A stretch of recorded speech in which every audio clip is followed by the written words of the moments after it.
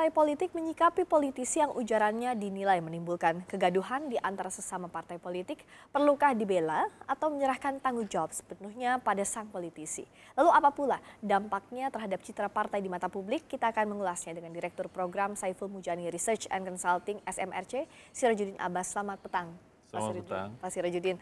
Jadi dua ucapan dari Pak Victor Laiskodat juga Arief Poyono ini masih dalam batas wajar atau sudah offside?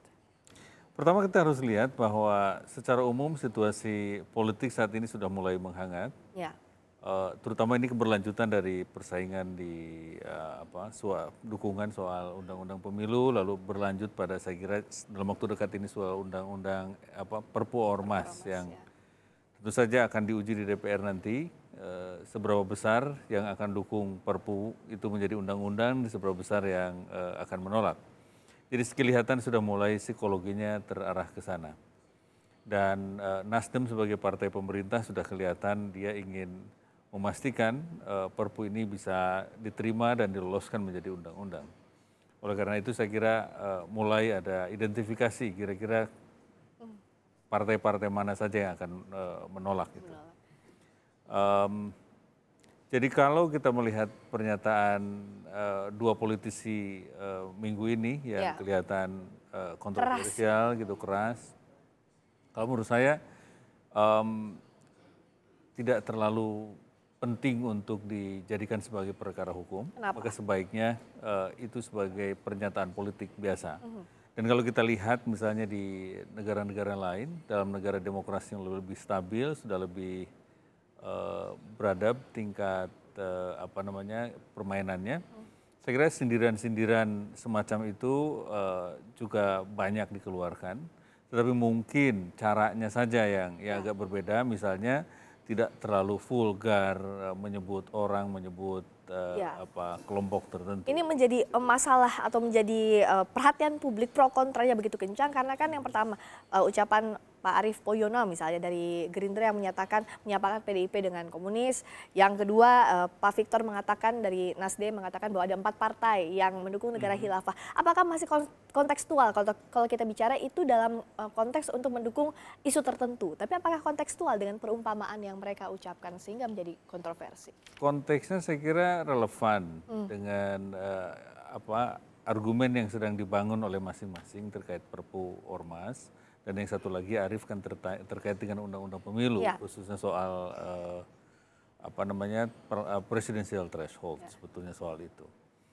Tetapi akan lebih baik saya kira untuk publik jika pernyataan-pernyataan politik semacam itu ditanggapi sebagai pernyataan politik yang bisa direspon atau diklarifikasi pada level wacana lagi gitu. Jadi pernyataan itu masih di tataran wajar atau sudah berlebihan menurut Mas? Mungkin ketika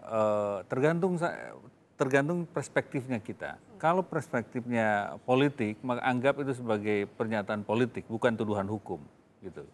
Oleh karena itu bisa dibantah gitu bahwa itu hanya salah satu opini saja seorang politisi yang mungkin saja punya opini seperti itu. Oleh karena itu bantah opininya di ranah politik, di argumen di publik lagi gitu, bantah saja bahwa misalnya Gerindra atau 4 partai yang disebut oleh Victor itu ya tidak seperti yang dia tuduhkan, tunjukkan bukti-bukti kan malah bagus. Kelihatan lebih elegan, kelihatan lebih tidak reaksioner.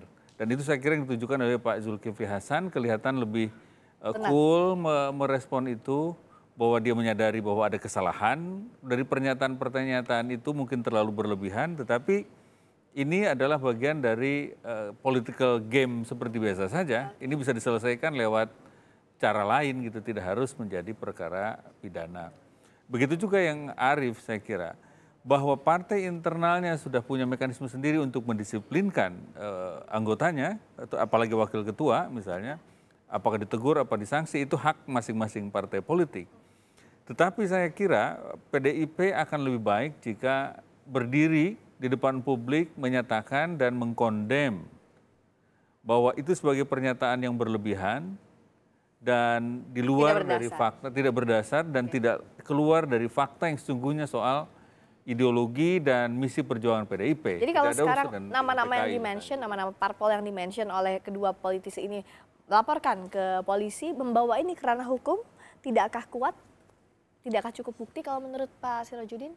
Atau saya bukan ahli hukum, jadi tidak bisa komentar soal itunya, tapi itu hak mereka untuk melakukan itu. Itu hak, tapi hak mereka lah, hak masing-masing partai politik. Tapi dari sudut pandang saya, kalau masing-masing partai politik itu terlalu reaksioner, terlalu tipis kulitnya, gampang terluka, gampang berdarah, dan gampang bereaksi, saya kira demokrasi kita menjadi labil.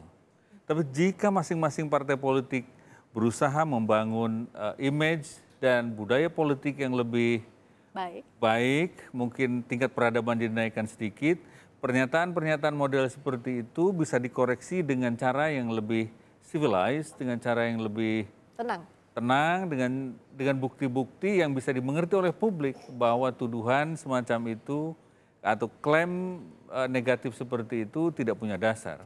Dan justru akan baik untuk partai politik yang disebutkan itu. Terakhir, apakah ini akan berdampak pada citra partai, baik itu partai yang menaungi politisi yang tadi menyebutkan pernyataannya, maupun partai-partai yang dimention oleh kedua politisi ini? Apakah ada dampaknya bagi citra? Saya kira enggak. Bahwa ada, kalau kita lihat di berita banyak orang yang komen atau di media sosial mulai ada perbincangan, tapi saya kira yang normal saja itu kayak begitu. Banyak yang komentar sinis, banyak juga yang komentar negatif, ada juga yang menganggap positif, itu kan wajar saja. Dan saya tidak terlalu percaya itu akan punya dampak besar ke publik soal misalnya menurunkan image Gerindra, PKS atau PAN misalnya, atau Demokrat, sehingga pemilih akan lari gitu dari itu. Saya kira enggak, karena pemilih pun cerdas dan tahu siapa yang mengatakan itu. Jika orang lain yang punya kredibilitas tinggi dan tidak punya afiliasi dan partai politik tertentu, mungkin akan didengar. Tapi kan ini lawan politik sebetulnya di DPR, jadi balas saja dengan cara yang lebih elegan dan tunjukkan bahwa partai-partai itu memang tidak seperti yang dituduhkan. Jadi itu adalah bagian dari political game, tapi ingat juga hati-hati dalam berucap ya. Tentu saja. Alangkah lebih baiknya untuk kalau seandainya lebih sopan, lebih santun, dan tidak langsung menyebut, saya kira akan lebih elegan dan menenangkan buat masyarakat. Baik, terima kasih banyak Pak Sirojudin Abbas, Direktur Program Peneliti dari SMRC sudah bergabung.